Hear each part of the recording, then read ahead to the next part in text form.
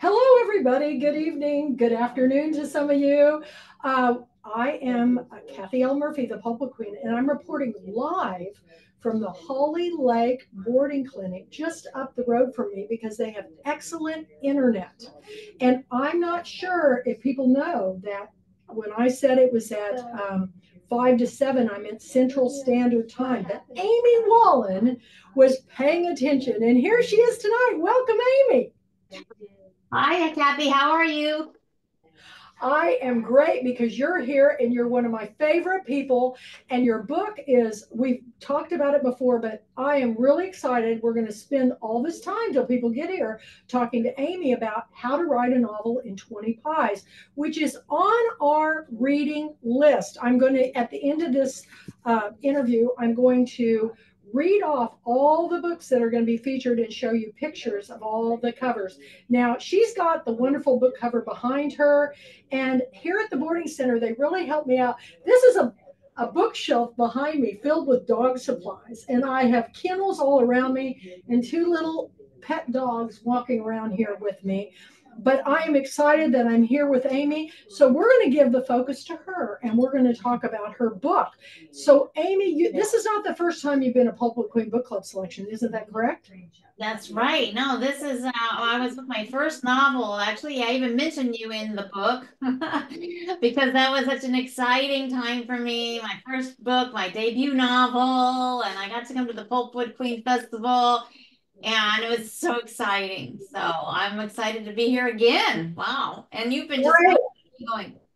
I'm very excited, and it seems like that we always have a little drama when we get together because if I wasn't it, we had, the first time was when we had it in Marshall, Texas, and it Right? was the first time to ever have it there. And you had sent your books in early, right?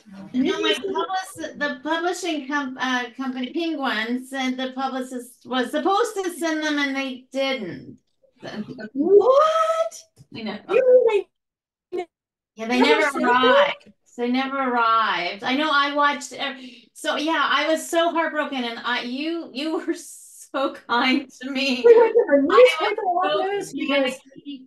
Oh my God, oh I my ran god. all over. You took me to the warehouse, and I dug through everything trying to find those books. And All these years, I thought that they got lost because they got shipped into the conventions, the hotel, the historic hotel that we had it in. I thought they got there early and maybe they were still doing construction. I thought maybe somebody grabbed them. But we went to the Marshall News Messenger and looked for them because they were the sponsor, one of our sponsors that year. And Phil Latham, who was the publisher, and we were all just heartbroken. But we will talk about how you can get Amy's books because you can get them at bookstores and she's got a lot going on. We were chatting just before she came on to our opening night. This is our Barbie themed girlfriend weekend and it's the last weekend. And I am Pulpwood Queen Barbie. So if you look at my entire outfit, I've got on my Pulpwood Queen t-shirt under here and my Pulpwood Queen scarf and my kimono. And then we have another Barbie. And you want to explain who you are tonight, Amy? well, I thought I would. I'm not. I came as weird Barbie, so I had to sort of do the. And I need to have like pen marks on my face and stuff. Like we used to do like little tattoos on our weird Barbie that we all had. So. I used to make these pearl stick, pins. Oh, right. And, And for the and I earring. put them in the earrings, and you had to be careful so they wouldn't come out the back of the head the way you put them in. And then I remember we would sometimes draw mustaches and beards on their hair. So Oh, we I were did tattoos. My Barbie had like tattoo. That's my like Texas. I was a Texas girl, so oh my gosh, that's so funny. I had like So bike Barbie. well, this is actually pie baking Amy Wallen Barbie because she has written the most amazing book. And I know that if I post a picture of a recipe or something that I'm eating, I get more people. But these pies inspired me the last time I had her on to go make an Italian galette, which was it's a pie and I think I made a cherry cranberry or some kind of pie, but the crust on it is just it's more free form, like a farmhouse pie, and Yeah. it's delicious. Well, But I was tired. yeah, those are great. They're easy to make, and Yeah. Yeah. So tell everybody a little bit about, give them a tease about this book. well, I'll show you. I can see. I have that special little thing. I don't think it's going to show my pie. Plus, my light in my room I can is see peach pie. no Yeah. guarantee peach pie, and it has a cool recipe. My illustrator, Emil Wilson, has done a fabulous job. But it's just a fun. The book is really for writers, but also readers who want to know what living the life of a writer is like, because it's also a little memoir of mine about surviving, getting my first book published, and then surviving the Pulpwood Queen Festival. And then also just a little bit of um, I have a little bit of memoir, a little bit of cookbook, and a little bit of how to, in the sense that, like I said, I give some advice, but really the advice isn't so much like craft. In fact, there's one chapter on like craft. The rest of the time, it's all how to have fun when you're writing a book, how to celebrate every single step of the way. And I did it with pie. And it's how you survive. I mean, the subtitle is right there, Sweet and Savory Secrets of Surviving the Writing Life. And that's really what it's about, is surviving the writing life. I think that readers may not always know what writers go through to get their first book especially published. And then really each one after that. The publishing part, it's different for everybody, but it's so hard to write a book. We can't all be, Dean Koontz and have a staff of writers with us. So, and I definitely don't. My dog helps a little bit, Hazel. She comes along and helps, but she doesn't do too much in the way of a lot of typos. But yeah, no, it's about just surviving and getting through it. And then, like I said, I have sweet and savory pies. I was a chicken pot pie fanatic when I was a kid. I still kind of am. Right? It's how you survive. It's the best comfort food. So I just did chicken pot pie was really how I started baking pie. And then I have a story about why and how I started making my own homemade crust, because I was just using store-bought until I got caught in a lie. Uh-oh. I know it was very awkward. And so from then on, I made my own homemade crust, and it took practice, just like writing takes practice. And I now make all kinds of different kinds of crusts, and I love making different. Sometimes I make a sour cream crust. I have a horseradish crust that I make for a Guinness and steak pie.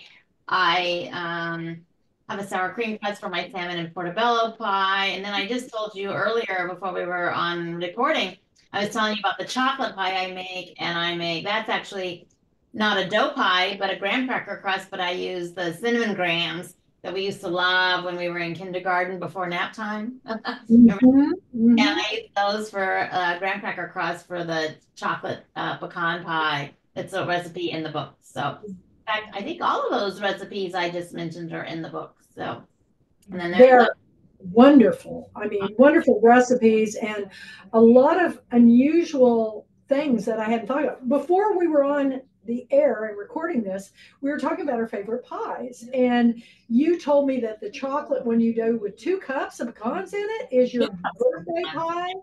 It's a family tradition, but your kids don't like it. Right. So, well, they're all trying to be healthy and not eat too much chocolate and all of that, which I think is a bunch of hooey. Everything in moderation is my philosophy. And so I just I made it this year for my 60th birthday. I just turned 60 this week. So Happy birthday to you. It's gonna be my birthday. That's great. Well, it's funny that you would mention that because a family traditional thing that my mother made was cranberry orange nut bread. Ooh. And to me, it's a sore subject in my family because nobody likes it but me. Oh, So that's I delicious. wasn't going to make it this year. So I go to my daughter's for Christmas, and Christmas morning, she made me homemade cranberry orange muffins. Oh, And I go, I cried because it was just like, that's what I always had for Christmas. And so when I came home, I made a whole bunch of loaves just for me and froze because, you only get cranberries so long. But that's interesting how each generation doesn't always, those recipes don't usually go along with what your kids like. They like different things, but they do like my cheesecake. So yeah, tell well, us see, about tell us about the one you were telling me with the ginger. oh, the lemon ginger pie. That's a good one too. It's actually something that I took basically a lemon meringue pie and then add fresh ginger to that. And then I just kind of put a little bit of dollop of meringue, just like little tiny topping, that not a big thing of it. Mostly because I'm not a big meringue person. I eat But that. and then I put it in a graham cracker crust as well. Because then you get a little of that sweet and twangy to going together at the same time. Yeah. I was telling her I made this. It's kind of like a lemon meringue curd cheesecake with fresh strawberries, and I used a gigantic box of the biggest blueberries you've ever seen. And that combination, the tart lemon curd with the creamy cheesecake and the fresh blueberries, I think it may be my favorite right now, but I've always been a rhubarb fan. So, we always, I like the tangy ones. I do, but I love chicken pot pie. Is your favorite chicken pot pie recipe done with what as a base? Well, I don't actually use a cream sauce. I started off making a cream sauce and it's actually very creamy, but it's dairy free, which again, I live in California, so everything's about health. But I don't have a problem with dairy, but other people have. And then over time, it just got too I don't know, it tastes better. So I make a roux, so it still comes out creamy, so it still has the butter, still has butter in it. And it still has flour, and I put a little garlic in it, and then I add chicken broth. So a lot of chicken broth. Yum, yum. Yeah, We're going to and I have to made get that chicken together and share pie those. for my daughter. With my daughter-in-law, I made a chicken pie. She wanted chicken, and she couldn't decide between a mushroom pie and a chicken pie. I said, "Well, I'm gonna make you a chicken mushroom pie." So I took a variety of mushrooms, and then I marinated my chicken in balsamic vinegar and made a really nice kind of, again, a twangy sweet pie with the chicken and the mushrooms. That was also really good.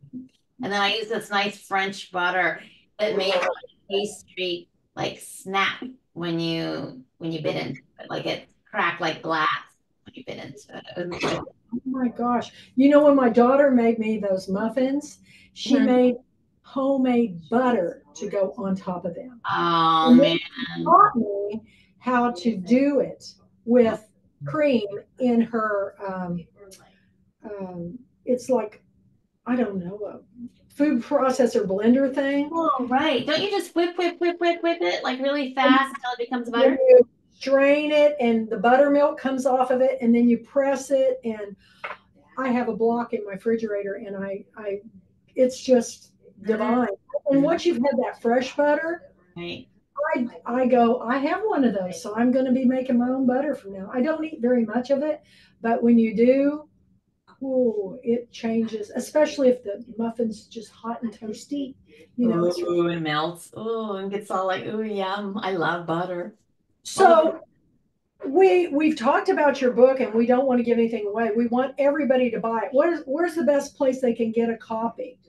They get it anywhere bookstores, any books sold. I really like to advise people to go to independent bookstores because I love independent bookstores. But you can get it anywhere, Amazon, bookstores. It's widely available. So yeah, And Right. that's How to Write a Novel in 20 Pies, and it's coming up on our list.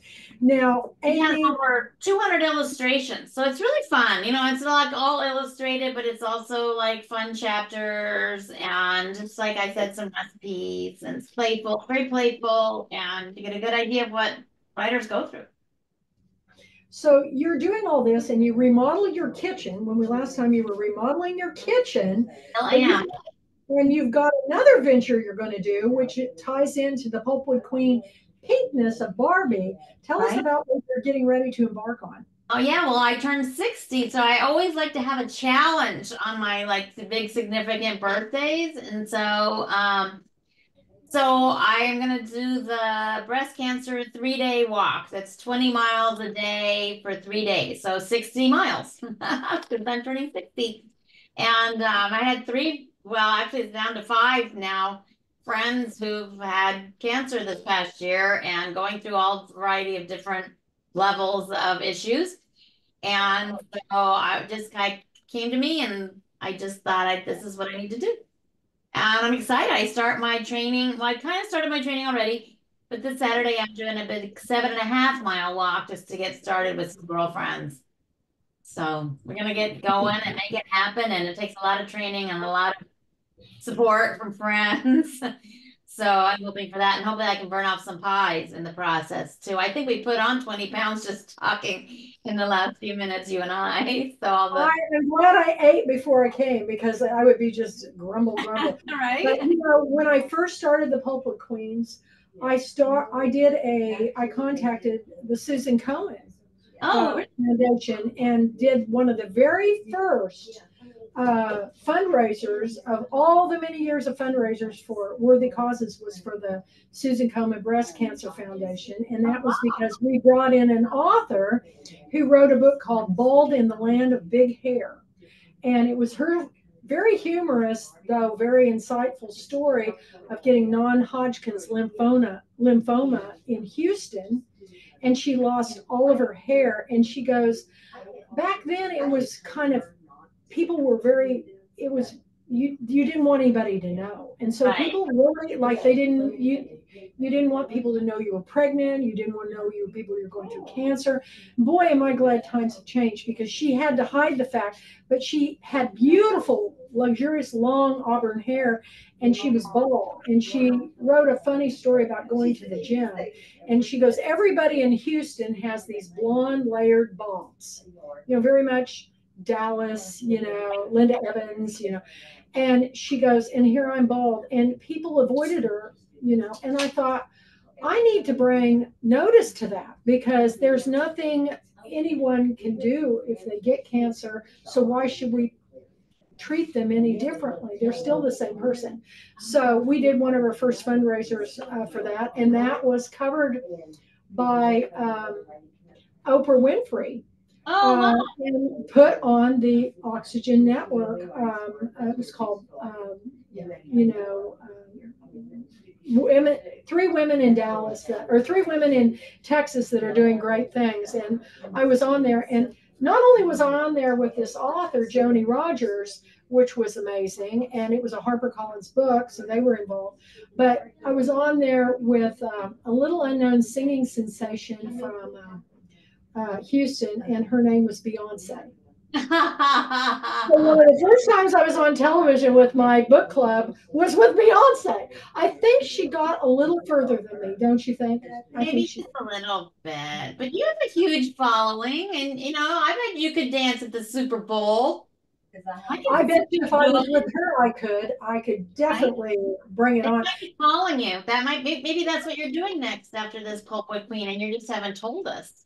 Well, I love to dance, and that's why we always have the great big ball of hair ball. I And remember. we've got coming this year. I am so thrilled about this. We have Dana Ty Soon Burgess, who is the founder of the Dana to Soon Burgess Dance Company in Washington, D.C. He just performed it with his dance company at the Lincoln Center. He's the #1 dance company in Washington, D.C., our capital, and he is opening our hairball this year. He's going to be telling us about his memoir, which is the story of his life in dance, and he came from a very small place like me. I grew up in Eureka, Kansas, and he grew up in New Mexico.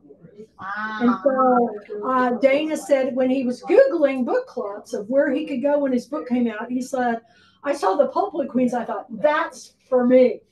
And we've had some wonderful conversations. So he's going to be kicking off our great big ball of hairball. And I'm so very excited to bring that dance element because Kathy Kamen Goldmark was one of my authors, and she's the one that helped me start the hairball. And she was a musician, songwriter, and she said, you need a dance. And I go, do we ever? So we danced the year you came. Oh yeah, And you're we, terrible. I did, and yeah. I it wore a pink was, wig. I had a pink wig back then. yeah, and the theme was instead of Hollywood, it was Pulpwood, Right. and Pulpwood, and we had this Hollywood theme. So everybody came dressed as movie stars, and we closed that beautiful art center down. I think the last song was Miss American Pie, and we all sang it together. Right. Well, that was one of the authors. Is she Yes. her that memoir? It was called Miss American Pie, I think. I can't remember Yes. exactly. It was a great memoir. She was such a sweet woman. I still to this day, it's one of my favorite books. But see, pie is the great connector.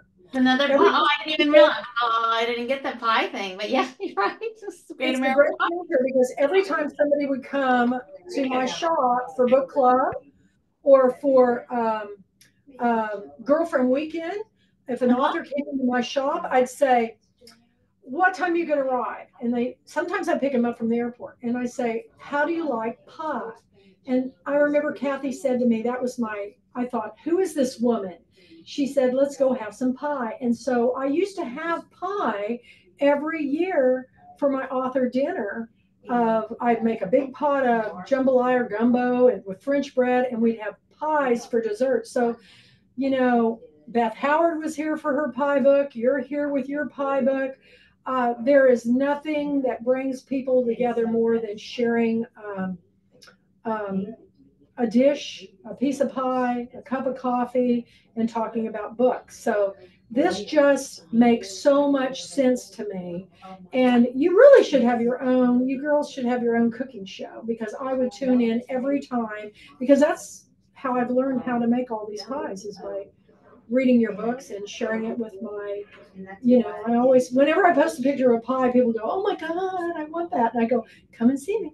Come and I will Right? serve you.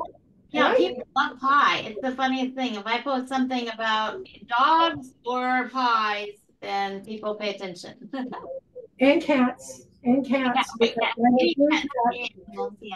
But I've gone to the dogs for girlfriend weekend because here I am at the boarding clinic. Like it. And Yep, I saw a on the couple other of them earlier side, in the still store. working over here. And so we're just having a great time, Amy. And so where do you think you're going to go from here? Now that you get the Christmas remodels almost done, you're doing this big 60-mile walk. Are you going to be working on another book? I actually have two books in the works right now. Well, one I finished, but I'm pitching it right now. And then the other one is one that I was working on a long time ago and I just can't get it out of my head. And so I'm trying to wrap it up. And Are they fiction, nonfiction? they're both fiction. I'm back. I know I haven't written fiction in a long time, and so the one that I'm pitching right now is a menopause. It's Nancy Drew. It's kind of it opens up as though it's like me telling a story about loving to read, being a reader who loves reading, and then having fantasy about being all the characters in my books that when I was a kid, and that's how I found solace, right? Because my family traveled a lot. And then it goes into being Nancy Drew, but being 48 years old and being Nancy Drew. And so then it's the Nancy Drew, but she's menopausal Nancy Drew. And, her life didn't really go exactly as idyllically as it did. And when she was 16, we read those Nancy Drew books and be like, I want to be Nancy Drew when I grow up. Well, guess what? When Nancy Drew grew up, it wasn't all, so easy. And Ned was a little bit of a, he wasn't exactly, but she survives. She does pretty well. She's pretty good out there on her own. And, her dad, Carson, is in a home now. He's in assisted living. So Oh, I loved her dad. he still helps her, sort of. you And she know, drove that convertible. She drove the also convertible. it's a little run down now, and Oh, God. bursitis in her hip, so she has to kind of like, the door creaks when it opens, and she limps a little when she's trying to climb a tree to peek, just to spy on someone. But but I read all those books. I wanted to be Nancy Drew so bad. I wanted her father. I wanted the car. I wanted Ned. I wanted, to do all. She was so brave. right, She was and her so friends brave. George and Betsy. Why am I not remember the name? But yeah, and then yes, Yep, but I they're all really there. was. And it's a little different than it was when she was in high school. And there's a high school reunion, of course. Oh my gosh. There's a mystery of like she has to find an Inca crown that somebody has stolen, and there's a curse. There's a Oh curse. my. And she's feeling a little bit like her life is a little cursed as it is. So she's a little worried about the curse, but Well, I definitely, if you need an endorsement for that book, I will say, as a former Nancy Drew fan, I have to read this book. So awesome. I will be glad to give you a plug and say I'll make it a Pulpwood Queen Book Club I, pick. Oh, well, wait a minute. It won't be a Pulpwood Queen pick. oh, there's It going to may, be a new one. You're going to tell it us. may be something else. So Okay. you'll find out at the end of the weekend. So, right now, this is still my stamp, All right. but it may be You need changing. a new So, brand. You're gonna do new brand, you gotta freshen it up. oh, you're smart. You're just like Nancy Drew. You're figuring it out. Am I Oh, giving it's a you the right mystery. clues? I got my Okay. little magnifying glass. I'm gonna.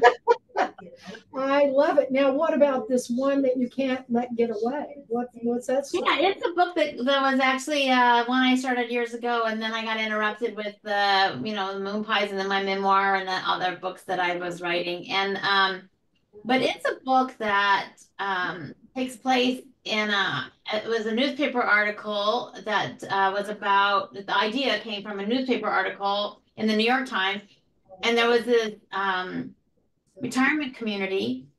Excuse me. Of Hollywood. It's in Burbank, and it's Hollywood, kind of like has-beens and wannabes. Although don't tell them that to their face. But I have one of my they're all authors. like they're living in this little like bungalow community in Burbank. They're all octogenarians and nonagenarians, so they're quite old, and they played different parts and did different things. Like there's like Cary Grant's old stuntman is one of the characters, and there's another woman who was she was a Martha Graham dancer, but she did some bit parts in some Hollywood movies. And then there's a piccolo player who played for the musical score for a lot of the animated films that came out of Hollywood. Oh my And God. um, who else is there? There's a set designer, and You have a name for it yet? well, right now I'm calling it La Fuente because it has a fountain in the front. At least, places in California we usually have a fountain, and because of the fountain of youth, right?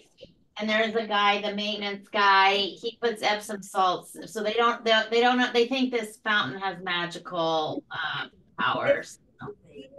Well, Keeping them because they're living really well, but they're gonna have to the place is gonna get sold and they have to figure out new place to live. So they're a little oh, well, we're all getting there sooner than anybody. But so anyway, I want to read that one.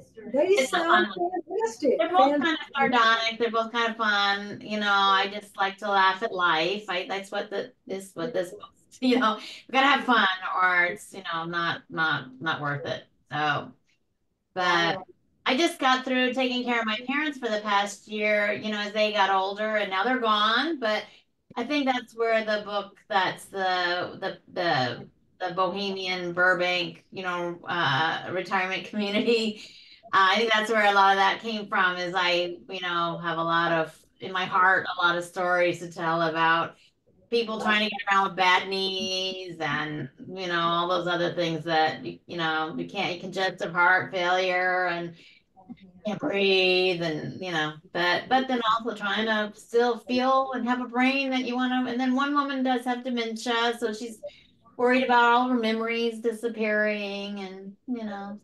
And then another character wishes his memories would disappear because some of us have hard lives that we wish we didn't have to look back on. But so a little bit of everything. I'm having fun with that. They're all fun. I like having fun telling stories.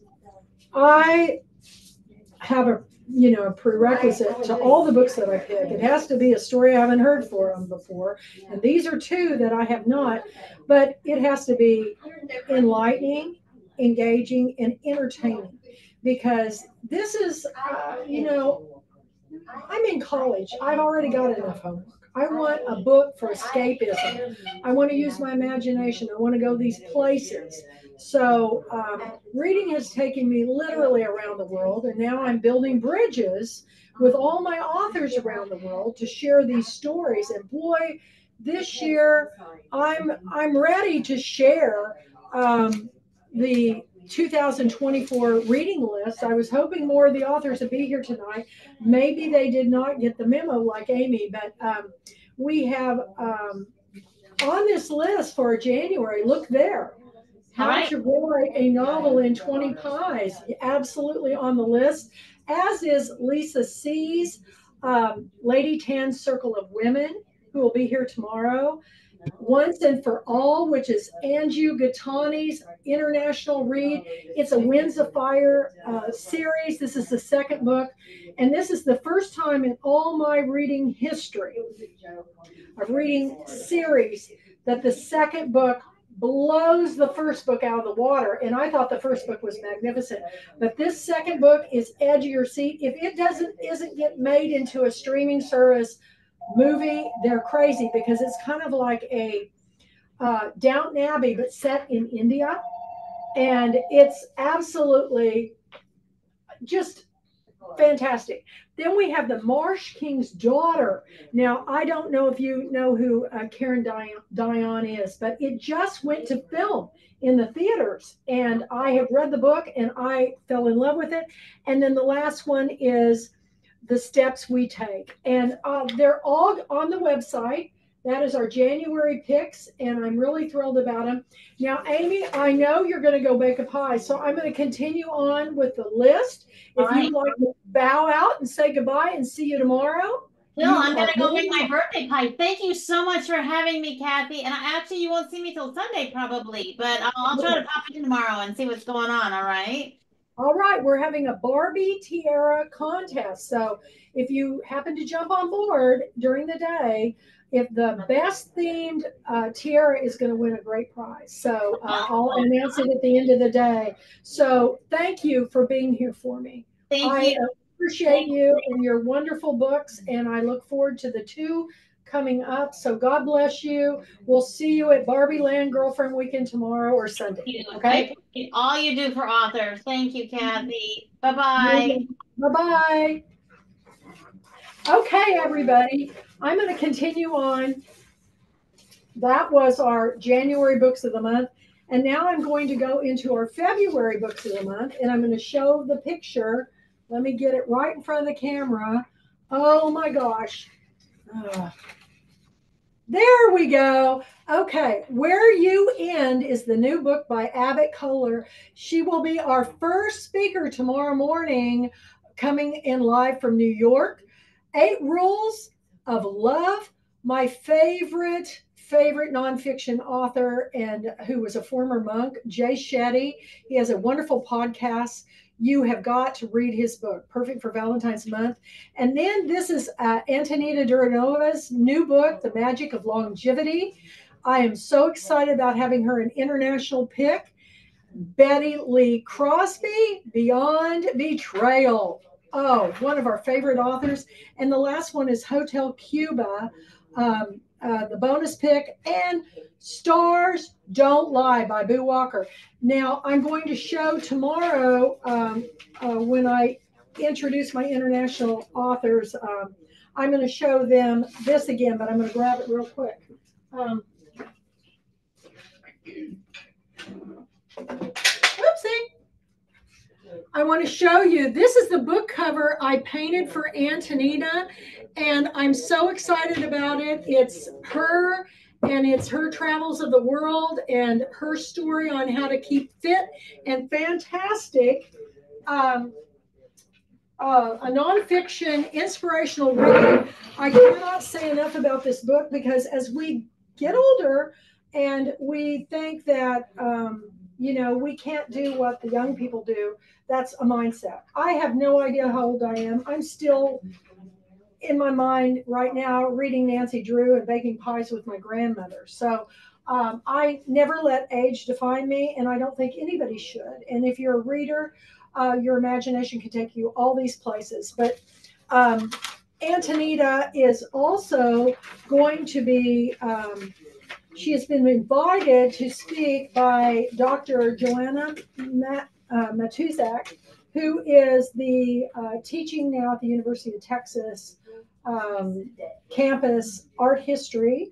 And I'm her graduate assistant. And she was at a Cold War conference, and Antonita was there too.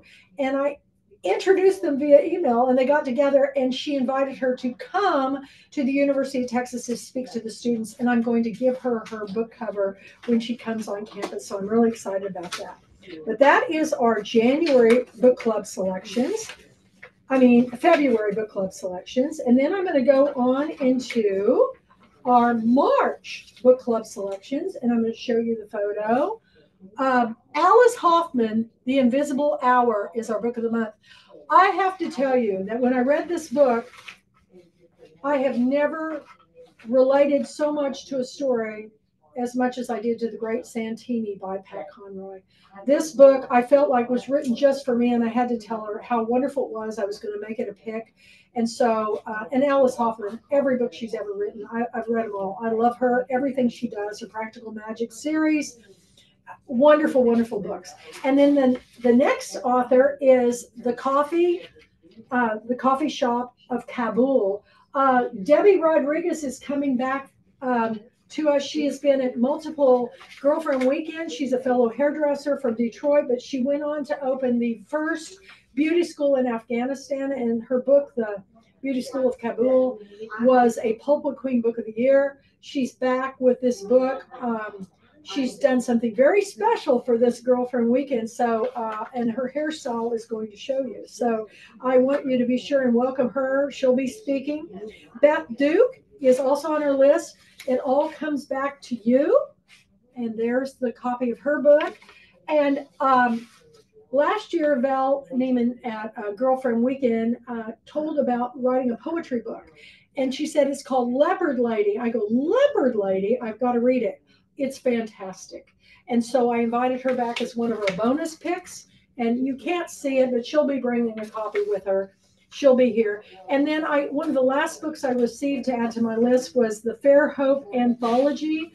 My good friend and artist at Fair Hope, Alabama, Nancy Reyes' husband is in the book, and all these wonderful authors from Fair Hope, Alabama, which has been a remarkable place for me. I've done art classes at the Eastern Shore Art Center.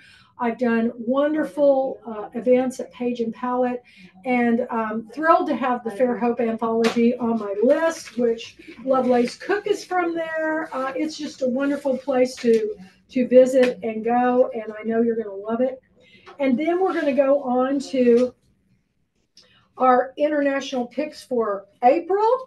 Under a Gilded Moon, which is by Joy Jordan Lake, is on our list of the book of the month. And I'm so excited. Catherine Casey's going to be back at Girlfriend Weekend. She's my Houston author, one of my dearest friends, and she actually has helped me so many times. Her book is set in Venezuela, you all, and it is edge of your seat read. It's our international pick. You've got to see it. And for our bonus picks, I had wanted to pick Behind the Lens by Janine Sacken, but she couldn't come to Girlfriend Weekend, but she's coming this year. And so she has a 3 trilogy set. She's a photographer, international traveler. There are 3 books. You've got to read them. She'll be here. So excited about her for April. Next up, the books are Behind the Lens, Double Exposure, and Rule of Thirds. This is one of the best lists I've ever done. And if you have not seen Killers of the Flower Moon, oh my goodness, I just watched that film. It's absolutely over the top fantastic. If you haven't read it, set in Oklahoma. I know the Native American woman who played the role with Leonardo DiCaprio just won a Golden Globe. You've got to read the book. And then Emmeline is by one of my favorite authors, Pamela Bennings-Ewing. And she just emailed me today, you guys. She's got pancreatitis. She's been in the hospital. She's not going to be able to be here, but I promise you, you've got to read this book and her other books too. She is a wonderful writer. Her first cousin is James Lee Burke. His daughter is who is also a New York Times bestselling author. This is a literary family. You've got to read this book. And then here is Dana. I'm pointing the wrong way. Dana Ty Soon Burgess's book on dance, and it is absolutely an incredible read. It's a memoir, and he'll be our master of ceremonies for our Great Big Ball of Hair Ball. And then I'm going to have to put on my glasses here because some of these book covers, the copy they sent me was very tiny to put on the program, but it's called Lunch Ladies Bought My Prom Dress, another memoir. You guys, this is an incredible story, and I'm really excited for the author to come. And then Stone Arabia. It's a wonderful read too. Every one of these books are jewels in my Pulpwood Queen tiara. I think it's one of the best books lists I've ever done. Then for May, oh my goodness. Jeanette Walls has a new book, Hang the Moon. She's been to many Girlfriend Weekends and book club meetings, and I adore her. She will be our book of the month. And then the third in the trilogy of the Orchid series by Carol Van de Hinde is Always Orchid. Must read. She will be here. And then in the corners, Kim Boynton's I Should Have Said Something. Kim's a Pulpwood Queen favorite, and she won't be here, but you've got to read her book. And then last is Howdy Hollywood, and this is Peggy Lauren Lear. Peggy is a singer, and is she ever great? She is going to perform at our Pulpwood Queen Awards ceremony, and you are in for a real treat. These are all up on my Pulpwood Queen website. I'm really excited about the list. Onward to our July picks. The Kudzu Queen by Mimi Herman. Unbelievably good. You've got to read it. And then one of my favorite authors that lives in Japan. I'm not in Japan. I'm sorry. This is Allison Hong Merrill's book with Heather B. Moore. We'll come back to Susie Kabata. The Paper Daughters of Chinatown. This is one of my favorite authors, and she's such a delight. You have to read it. And my daughter turned me on to this book. It's not a new book. It's called The Idiot by Elif Batuman. Wonderful read. You will not be able to put it down. And then another one of my favorite Texans who now lives in Prague, The Salvage Yard. These are stories about growing up here in Texas. It's called Collected Stories by Christopher Cook. Christopher Cook is my dear, dear friend. He's a humanitarian. He's been editor of the Texas Power and Light magazine. He's a wonderful writer, and he helped me get my first book published. He was in my dedication.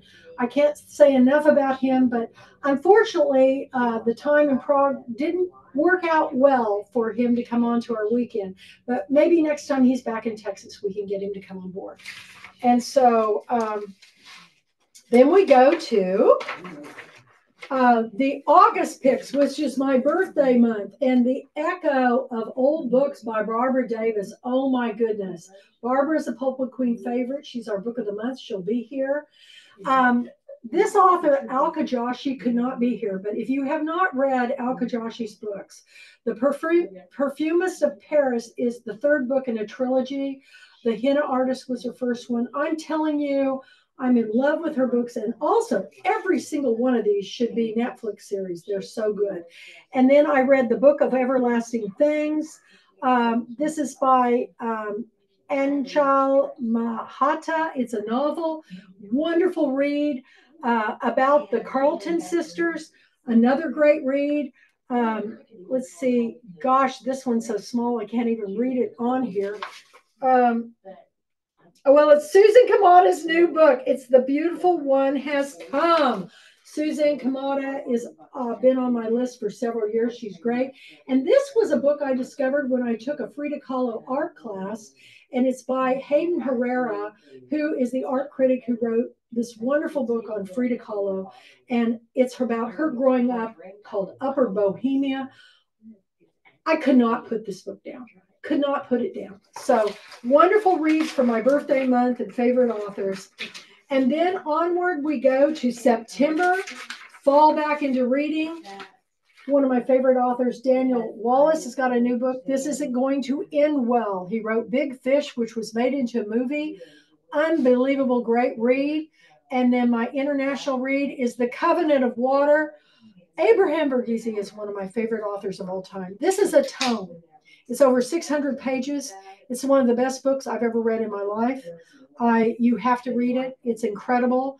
And then William Bernhardt will be here for the Florentine Poet, along with his wife, who wrote Red Rain, and Laura Bernhardt. They will be here together doing a session.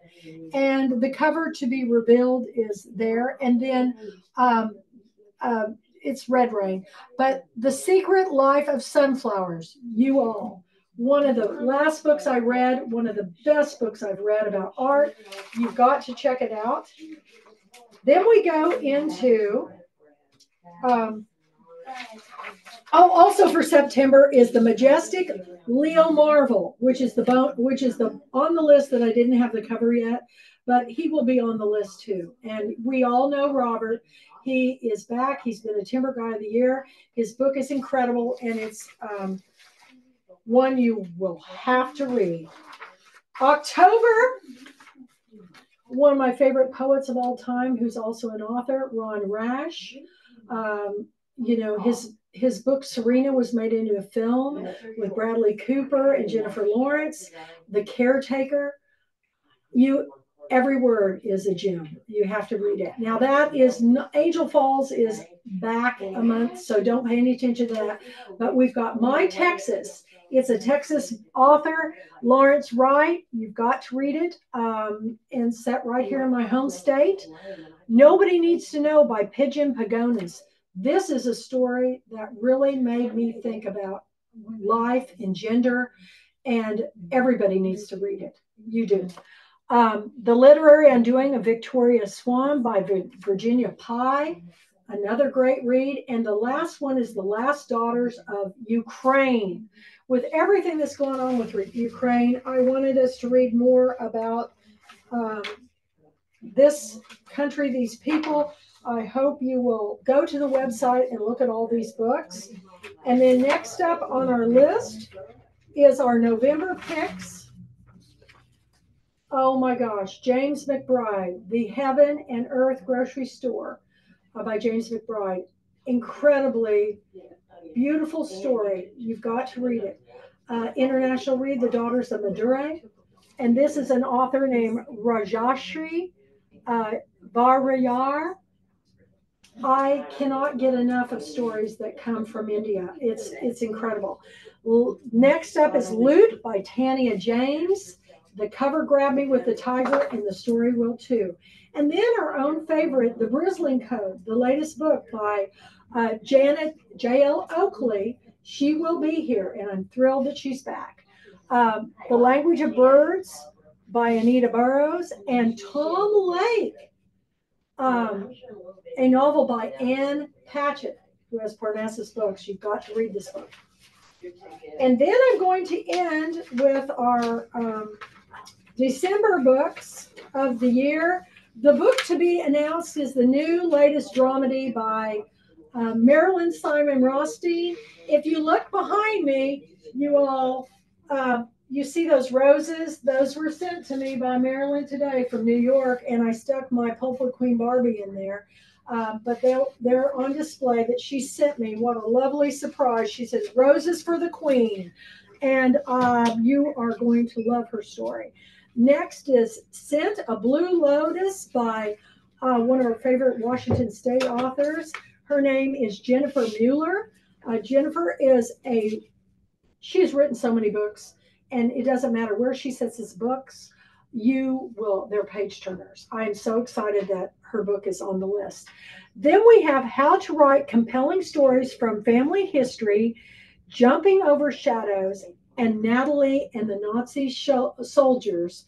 3 totally different books by the same author, Annette Gindler.